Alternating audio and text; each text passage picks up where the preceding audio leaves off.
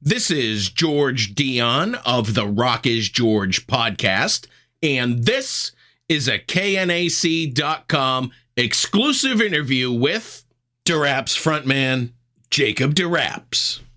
Last time we talked was back in May. You were promoting the release of your sophomore album, Viva Rock N Roll. Today, we're talking about your first U.S. tour. It kicks off February 4th in New York. How long has this tour been in the planning stages? Because I know there's a lot of red tape that goes along with something like this. Probably maybe 6 months or so since the summer, I would say. Yeah. And I'm super excited. I can't wait because it's the first time in the U.S. And, you know, most of my fans are in the U.S. So I'm excited to bring that to them. Had you done any Canadian touring ahead of this tour to promote Viva Rock N Roll? Not at all. Actually, we have 4 shows here in Canada, local shows actually, mostly here in Quebec and in my hometown and around. Basically as a warm-up kind of tour before the U.S. thing. That's really all it is so far. And I can't wait. I mean, we have first show in 2 weeks. So are you going to use those Canadian shows sort of as your rehearsals? Kind of. Yeah, I mean, we're rehearsing also before, but yeah. Okay, I know that Josh Gallagher lives in Australia, so I don't know how you're rehearsing ahead of this. Yeah, no, he's not the drummer for that tour. We have another one. Yeah, I have 2 other guys, brand new guys. They're great. It's just, you know, with Josh, he's great, you know, and he's a great partner, but it's just so complicated. Sometimes we can make it work, sometimes we can't, and on this tour it wasn't possible. That's understandable. A lot of bands will do that. I know a lot of U.S. bands go overseas and they grab some local guys to kind of be their band. It's a little less expensive.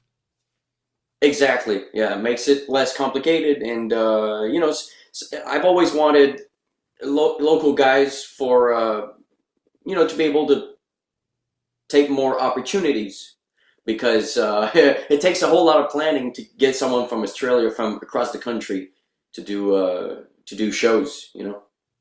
Understandable. Yeah.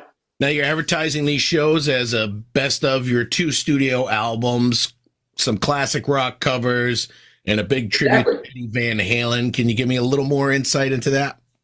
Yeah, I mean, we're going to play the best songs from our 2 albums, and songs that, you know, I've always done live and love to do. A lot of Van Halen stuff, and some classic rock stuff, you know, like I like to play Deep Purple, Van Halen, Led Zeppelin. I don't have the final, you know, set list yet. We're rehearsing, and we're going to see what goes well, but it should be great. It should be great. You know, we have a blast. We love to play these classic rock songs, and these new songs on the album are, you know, there's a lot of great rock and roll stuff. So it seems exciting. Now, I know this is your first U.S. tour. Have you been to the U.S. before as a tourist? Oh yeah, many times. I've actually traveled all the way to Los Angeles before in a car. That was a long time ago. From here to LA and then back here. So I've been to the U.S. Many times actually. I live just across the border from Maine. So sometimes I just go there, you know, for fun and grab a snack or something. And I live literally like maybe an hour away, or not even. Okay. Yeah. Your first show is at Daryl's house in Pawling, New York. Yes. Yep. Obviously, it's owned by Daryl Hall of Hall & Oates fame. Exactly. That's awesome. Have you seen the show that he does live at Daryl's house? No, I haven't. He takes other artists, and together they kind of do like a jam session on one of the artist's songs. Oh, really? That's awesome. I've never seen that. That's awesome. I'll check it out. You'll love it. Some great collaborations there. I bet. Yeah. I think he's done so many great songs, you know. Have you ever been to the venue, Daryl's house? Never. No. I can't wait though. There's going to be a lot of firsts for you. I mean, it's basically all firsts, you know. That's all it is. I mean, yeah, I've never been to any of these venues, and should be great. Should be a lot of fun. Because you know we always have a lot of fun, but I mean I'm excited because it's fresh and I don't know what to expect. So, Are you going to have any opening acts along the way?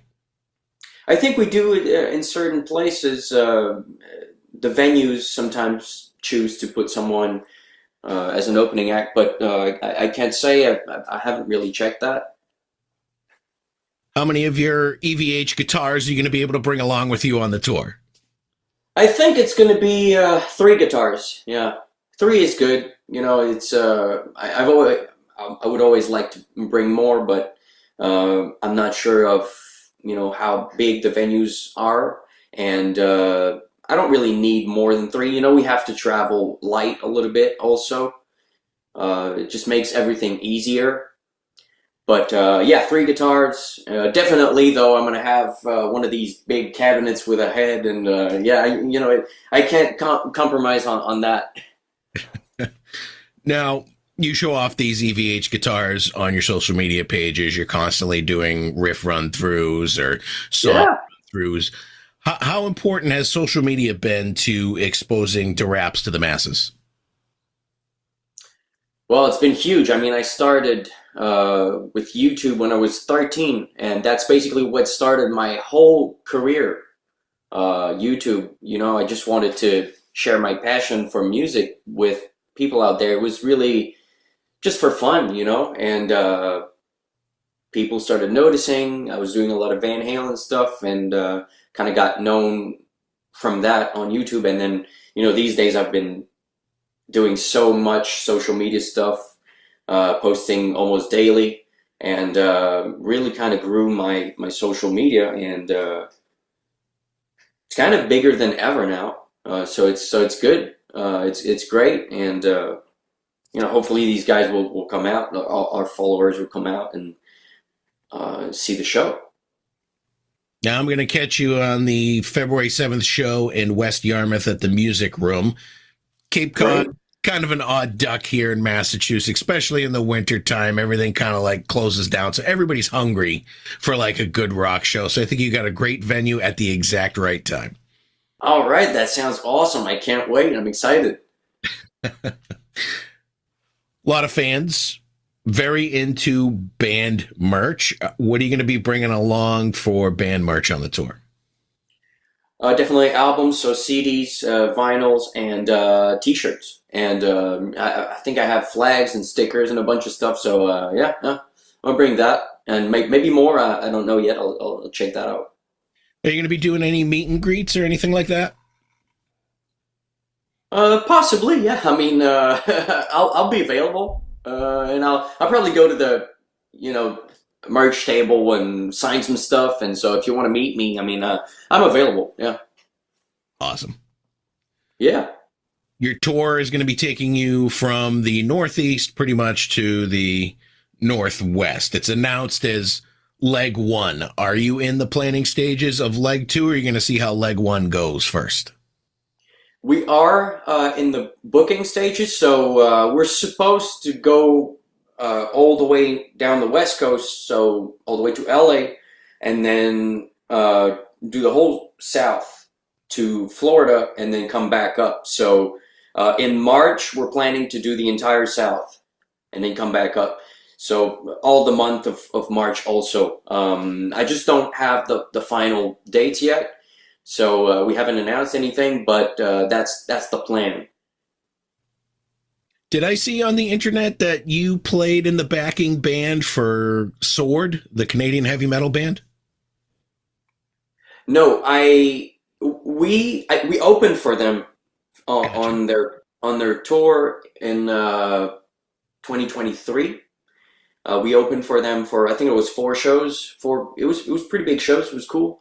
But I did play in a backing band. I don't know if you've heard about that though. That was many years ago, 2018 and 2019.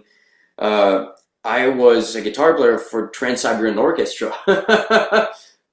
in the backing band. I mean, we never actually did shows with them, but I rehearsed with them, and I was on call. If anything happened to any of the guitar players, I was on call for 2 of their tours.